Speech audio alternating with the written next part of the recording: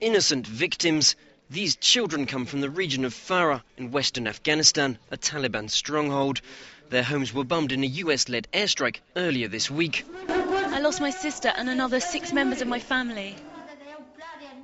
As the survivors buried their dead in mass graves, the provincial police indicated that more than 100 people had been killed, Taliban fighters as well as women and children. That would make it the worst such attack in 8 years of fighting. The International Red Cross confirmed the high civilian casualty rate, which included its own local representative. One of those aid workers of the Afghan Red Crescent was killed with his whole family. That's 5 girls, 3 boys, his nephews, his wife, himself, in a house where apparently people were sheltering and trying to stay out of the way of the bombing. The US military has launched an investigation into the attack, but denied it had struck indiscriminately. They claim that Taliban fighters took refuge in the village and used the local residents as human shields.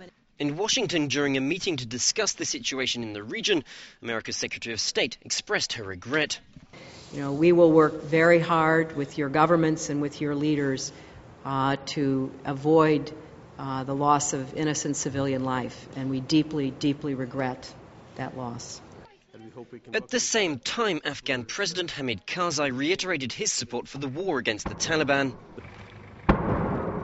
But the number of civilian casualties could yet cost him dear politically.